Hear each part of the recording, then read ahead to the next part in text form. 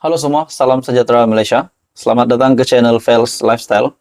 Tuan-tuan dan puan semua, akhirnya Perdana Menteri Malaysia buat satu pendedahan yang bagi saya pasti mengejutkan ramai, terutamanya pemimpin-pemimpin di kalangan pembangkang dan juga seterunya yang paling utama hari ini yang saya dapat lihat yang sering mengkritik kerajaan pimpinan Datuk Seri Anwar Ibrahim, yaitu Tun Dr. Mahathir. Nah, tuan-tuan dan puan-puan, akhirnya berkaitan dengan kerajaan perpaduan, Datuk Seri Anwar Ibrahim buat satu pendedahan yang pasti mengejutkan ramai. Di mana dalam satu artikel mengesahkan, kalau orang tanya, apa hebatnya kerajaan perpaduan? Saya jawab, kata Anwar. Datuk Seri Anwar Ibrahim berkata, setakat ini tidak menerima sebarang laporan mengenai penyelewengan yang dilakukan oleh pimpinan kerajaan perpaduan. Nah, tuan-tuan dan puan semua, berkaitan dengan penyelewengan, kita berbalik kepada kepimpinan yang dulu semasa PN menjadi kerajaan, sudah pasti ramai yang semakin sangsi setelah Muhyiddin Yassin yang Perdana Menteri pada ketika itu akhirnya menerima 7 pertuduhan berkaitan dengan dana RM 92.5 bilion, berkaitan dengan penyelewengan dana, berkaitan dengan pengubahan wang haram. Nah, pada akhirnya, hari ini bekas Perdana Menteri tersebut menerima 7 pertuduhan. Bahkan di dalam ucapan Datuk Seri Anwar Ibrahim sebelum ini, yang menyatakan bahwa ada pemimpin yang dulu yang berkuasa pernah mengaut kekayaan demi keluarga, demi kroni, dan demi diri sendiri. Dan pada akhirnya Tun Dr. Mahathir yang perasan tentang ucapan itu akhirnya mahu menyaman Datuk Seri Anwar Ibrahim pula disebabkan menurut Tun Mahathir kenyataan itu ditujukan kepada beliau. Nah, jadi saudara-saudara, bila kita bercakap tentang penyelewengan dana, setakat 6 bulan, setakat ini saya juga merasakan kepimpinan Datuk Seri Anwar Ibrahim ini paling terbaik setakat ini.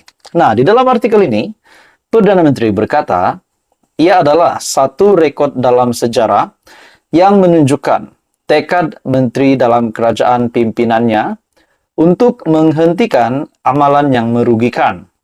Sebaliknya fokus untuk membangunkan negara. Kalau orang tanya, apa hebatnya kerajaan perpaduan?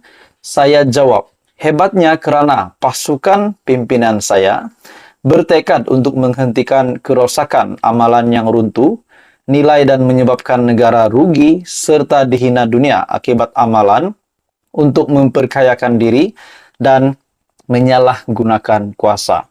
Sebelum ini juga, Perdana Menteri Datuk Seri Anwar Ibrahim ada membuat kenyataan tentang ada pemimpin yang puluhan tahun selamat setelah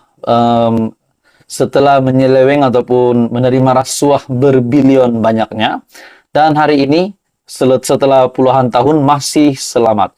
Nah, jadi siapakah pemimpin yang dinyatakan Datuk Seri Anwar Ibrahim itu? Dan seperti yang kita tahu, Datuk Seri Anwar Ibrahim tidak mengulas lanjut tentang perkara itu. Namun, melalui kenyataan Perdana Menteri, sudah pasti beliau mungkin mempunyai maklumat siapa identiti pemimpin tersebut.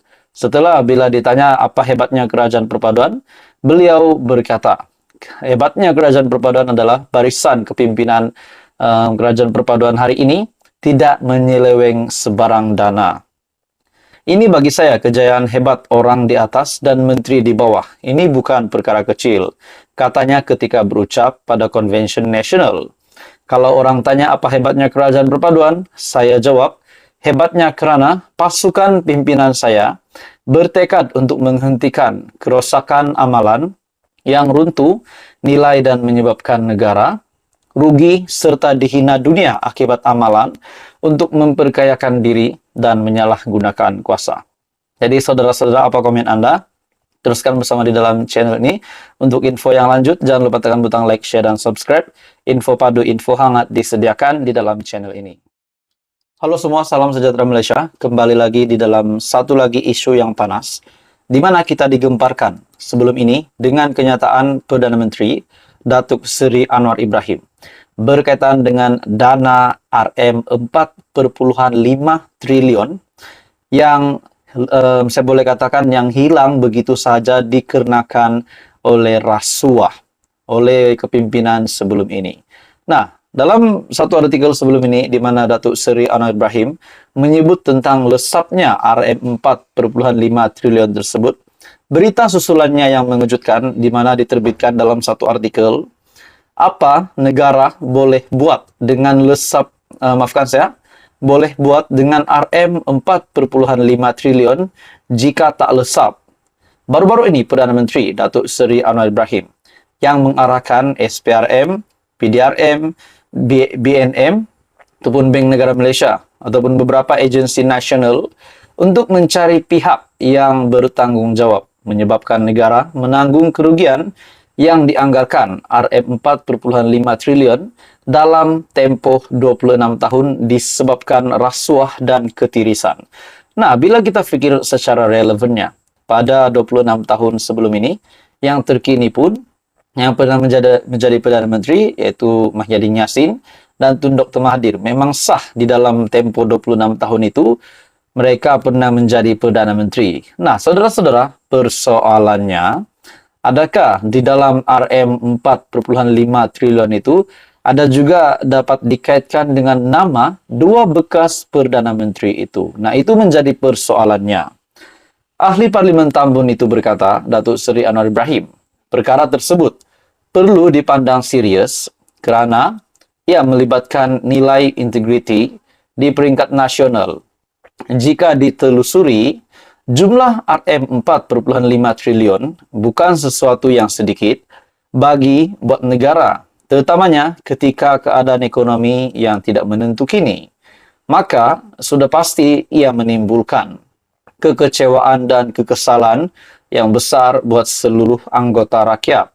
Sekiranya dibahagikan mengikut 26 tahun, ketirisan berkenaan setiap tahun negara kehilangan sekitar Rm173,08 bilion.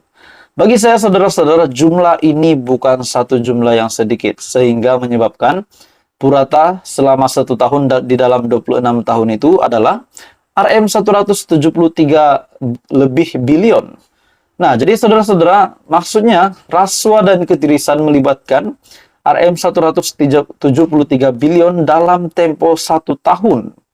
Bayangkan dengan harga hartana yang melonjak sehingga Rm433K pada suku pertama tahun 2022, jumlah Rm173,08 bilion itu sebenarnya boleh digunakan oleh kerajaan untuk membina 399,000 lebih buah rumah dalam masa setahun kepada mereka yang kurang berkemampuan.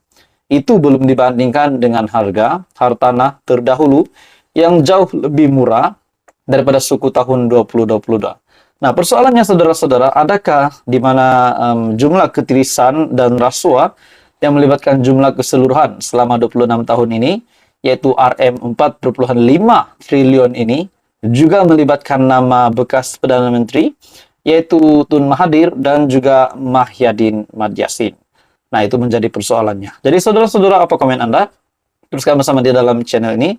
Info padu, info hangat disediakan di dalam channel ini. Jangan lupa tekan butang like, share, dan subscribe.